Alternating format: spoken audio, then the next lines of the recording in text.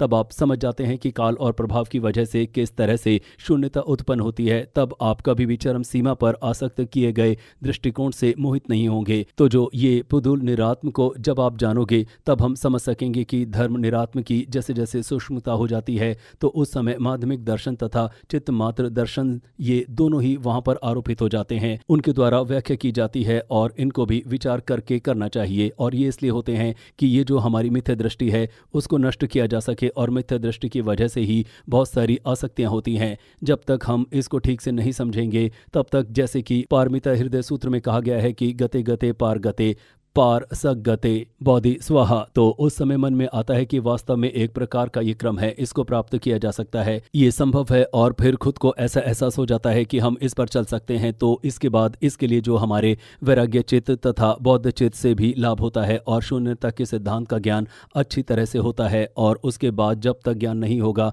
तब तक संभव नहीं है। अगर आप साधना करना चाहते हो तो इसके लिए भी शून्यता का सिद्धांत होना चाहिए। जैसे कहा जाता है कि जो दो आंख है वो भी दो सत्य है, कान भी दो सत्य है और नाक भी एक योग है। ऐसे ही कहते रहे कि ये सब सत्य है तो निश्चित रूप से जो हमारे शून्यता के दौरान के सत्य हैं उनको नहीं समझा जा सकेगा। इनका अच्छी तरह से अगर आप चिंतन करेंगे तो लाभ हो सकता है। तो जो भी चीजें केवल आरोपित होती हैं और स्वभाव से सिद्ध नहीं है, इसका मतलब दूसरों पर निर्भर होते हैं, तो इसलिए जो बड़े छोटे खराब अच्छे सभी पर निर्भर होते हैं, ये सभी चीजें आरोपित होती हैं जो शून्यता के द्वारा ही स्वभाव से सिद्ध नहीं है, उसी को समझा जा सकता है। और जो भवचक्र और निर्वाण, इन सारी की सारी चीजें स्वभाव से सिद्ध नहीं है, ये किस प्रकार से हैं इनको समझने पाए जब तक आप उपयुक्त तीनों बिंदुओं को मरकल तथा परम आवश्यक रहता है। ये पुत्र तुम एकांत स्थान को खोजो तथा दृढ़ता से इस सत्य को बढ़ाएं और लालसा को धीरे धीरे बढ़ाएं। ऐसा उन्होंने कहा कि हम सभी के लिए वैराग्य और शून्यता और अनात्म का सिद्धांत को पढ़ा है,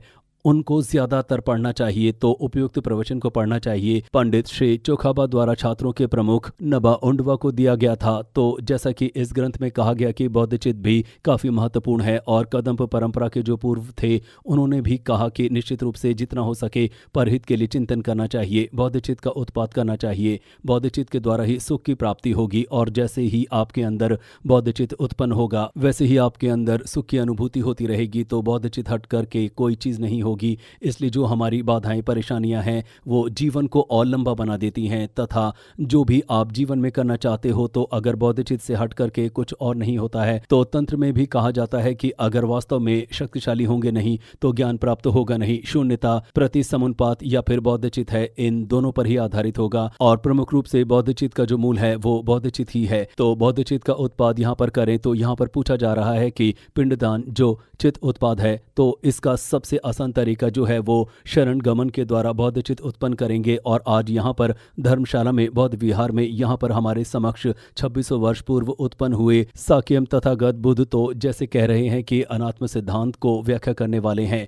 तो भगवान बुद्ध भी हम लोगों की तरह ही थे, फिर धीरे धीरे अनात्म के उपदेशक बने। तो हमारे अंदर ये एक गर्व पैदा होना चाहिए कि वो भी क्लेशों के अधीन रह करके धीरे धीरे मेहनत करके किस प्रकार से बौद्धत्व को प्राप्त किया। इसी प्रकार से हम लोग भी जो सामान्य पुरुष भी बौद्ध बन सकते हैं। तो इसके बाद हमें पता लगता है कि वास्तव में जो कि तथागत गर्भ हमारे अंदर हैं, तो ये जो बौद्धत्व प्राप्त का तरीका है जो हमारे सनातन की व्याख्या करने वाले तथागत ने कहा है। तो आप यहाँ पर ऐसा विचार करें कि हमारे समक्ष भगवान बुद्ध बैठे हैं और उसके साथ साथ अन्य विद्वान लोग भी यहाँ बैठे हैं और नागार्जुन उनके शिष्य जिनके ग्रंथों को हम पढ़ते हैं, तिब्बत के भारतीय आचार्य लोग जो भी हम सभी के समक्ष बैठे हुए हैं और इसके साथ साथ जो 80 महासिद्ध हैं, सराह इत्यादि, वो भी यहाँ पर बैठे हैं। तिब्बत के जो साक्य परंपरा के जो भी विद्वान हैं वो सभी यहाँ पर विराजमान हैं और इन सभी के समक्ष हम बौद्ध चित्त का उत्पाद करेंगे।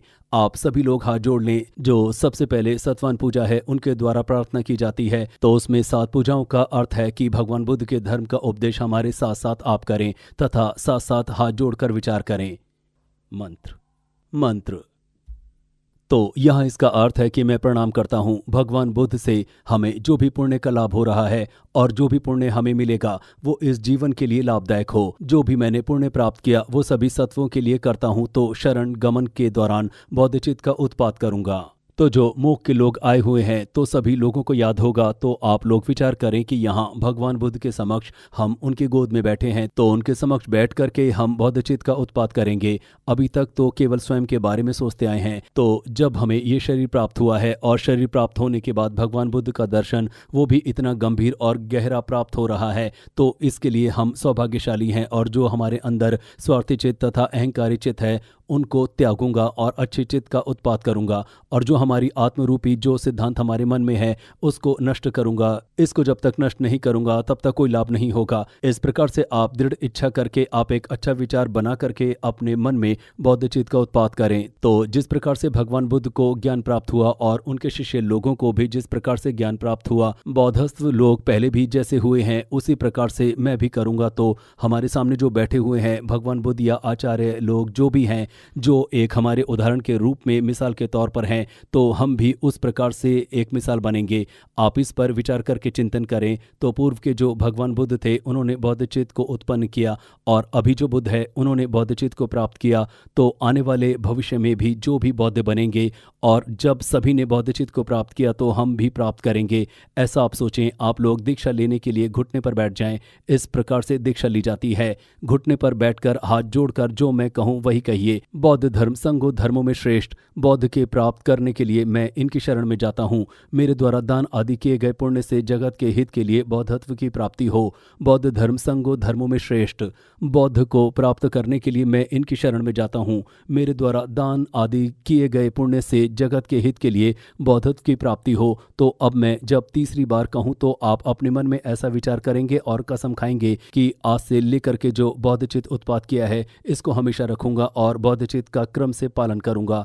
इसको अच्छी तरह से मन में उत्पन्न करूंगा। तो जिस तरह से आकाश स्थित है उसी तरह से मैं भी रह करके जीवधारी का लाभ करूंगा, ऐसी प्रार्थना करूंगा और प्रत्यक्ष रूप से हमेशा अपने मन को चित्त उत्पन्न करूंगा। भगवान बुद्ध की तरह मैं भी बुद्धत्व को प्राप्त करूंगा। तीसरी बार आप भी कहेंगे बौद्ध धर्म संगो धर्मों में श्रेष्ठ। बौद्ध को प्राप्त करने के लिए मैं इनकी शरण में जाता हूँ। मेरे द्वारा दान किए गए पुण्य से जगत के हित के लिए बौद्धत्व की प्राप्ति हो। बौद्धचित्त जो अभी तक उत्पन्न नहीं है उत्पन्न हो जाए, उसके बाद भी नष्ट न हो। मैं हमेशा इसको बढ़ाता रहूंगा, क्योंकि इस भवचक्र में सुख नहीं है। चाहे भगवान बुद्ध क्यों ना हो, भवचक्र में जब तक रहेंगे तब तक सुख नहीं रहेगा। मैं प्राणियों तथा प्राणी मेरे प्रीतर हों, उनका पाप मुझसे पाक हो जाए। जब तक एक भी प्राणी यहाँ पर विमुक्त है तब तक मैं संसार के लिए विमुक्त रहूंगा। आप सभी बैठ जाइए। बौद्धचित्त उत्पाद इस श्लोक के द्वारा हुआ। आप सभी ने बौद्धचित्त को प्राप्त किया। आज के प्रवचन यहाँ संपन्न होता है, और जो भी मार्ग के 3 पक्ष हैं इसके आधार पर यहाँ प्रवचन हुआ और यहाँ पर आप सभी आए, तथा निश्चित रूप से आपके जीवन में परिवर्तन होने का समय आ गया है। अगर वास्तव में आप जीवन में परिवर्तन नहीं कर पा रहे हो तो कोई लाभ नहीं है। जैसे कि मैं अपना उदाहरण दूं तो मैं बौद्धचित्त तथा शून्यता का रोज अभ्यास करता हूं। तो मनुष्य के रूप में हम सभी सामान्य हैं, ज्ञान भी हम सब में सामान्य है और सुख दुख की कामना भी सामान्य है। इसके बारे में आप चिंतन करें तो जो होम क्लेश के अधीन रह रहे हैं और जितना हो सके इसको नष्ट करने की कोशिश करें। स्वार्थी चित्त को हटा करके दूसरों का लाभ कैसे करें और जो परहित की भावना है वो कैसे हमें प्राप्त हो सकती है, इसका आप चिंतन करें। चाहे 1 वर्ष तक जीवित रहें तब तक या लंबे समय तक जीवित रहें, इसका चिंतन करें। आप सुख तथा खुशीपूर्वक रहें और बाहरी चीजें जो हैं उनके बारे में विकास करते रहें, तो उससे लाभ नहीं हो सकता। मृत्यु होना तो निश्चित है, एक दिन तो मरना ही है। अगर हम धर्म नहीं करेंगे तो हमें लाभ नहीं होगा। यही मैं कहना चाहता हूँ तथा यहाँ पर मैं समाप्त करता हूँ।